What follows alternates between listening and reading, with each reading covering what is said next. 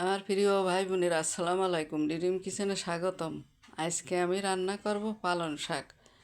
পালং শাক শীতের সবজি। আজকে রান্না করব। শীত এসে গেছে, এখন পালং শাক খুবই ভালো লাগবে শীতের সময়।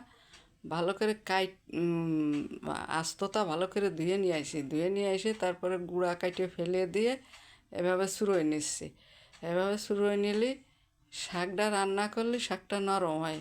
আর এই ডাঁটা সুমোতে রান্না করলে দষি দষি থাকে, ভাতের সাথে মিশতে চায় না। এই জন্যে আমি এরকম চুরোই নিই সুন্দর করে।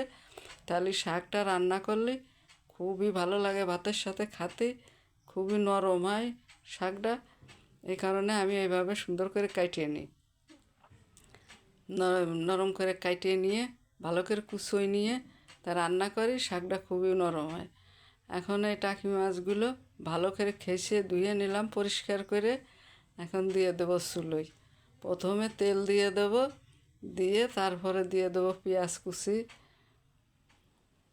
তারপরে দিয়ে দেবো পেঁয়াজ কুচি ঢেলে দিলাম। দিয়ে একটু নাড়াচাড়া করে কাঁচামরিচ আছে, কাঁচামরিচ দিয়ে দেবো। দিয়ে এলো যে রসুন বাটা আর জিরে বাটা। এটা হচ্ছে রসুন বাটা আর জিরে বাটা একসাথে দিয়ে দিছি। আর হচ্ছে কাঁচামরিচ কিছু বাটা আছে আর কিছু কাটিয়ে দিছি কুচি করে। দিয়ে স্বাদ মতো লবণ দিয়ে দিলাম। দিয়ে এখন নেড়ে চেড়ে হলুদ দিয়ে দেবো, হলুদের গুঁড়ো দিয়ে একটু নেড়ে ছেড়ে তারপরে আমার টাকি মাছগুলো সুন্দর করে দিয়ে দেবো।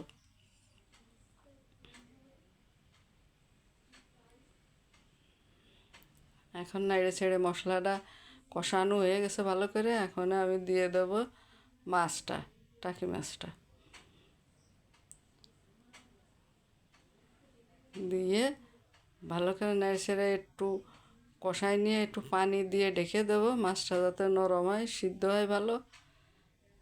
এখন একটু পানি দিয়ে আমি ঢেকে রাখবো।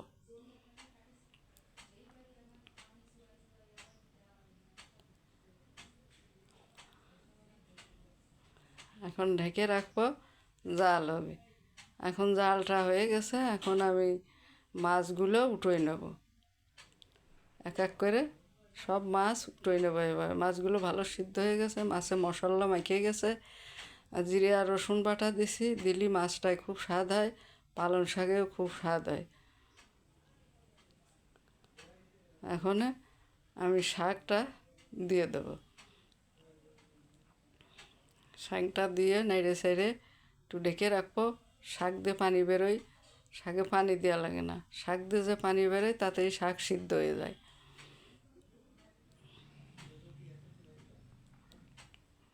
হালকা করে একটু পানি দিলাম। এখন শাকটা সিদ্ধ হয়ে গেছে, এখন নেড়ে ছেড়ে মাছগুলো দিয়ে দেবো।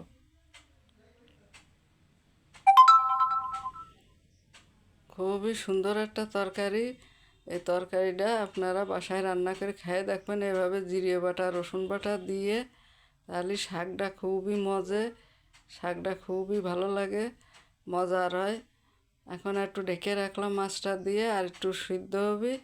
মাছটা তরকারিটা হয়ে গেছে, এখন নামিয়ে নিয়ে পরিবেশন করলাম। এখন এই টাকি মাছ আর পালং শাকের তরকারিটা যদি আপনাদের পছন্দ হয়ে থাকে, সাবস্ক্রাইব, লাইক, কমেন্ট, শেয়ার করে দেবেন। আপনারা সবাই ভালো থাকবেন, সুস্থ থাকবেন।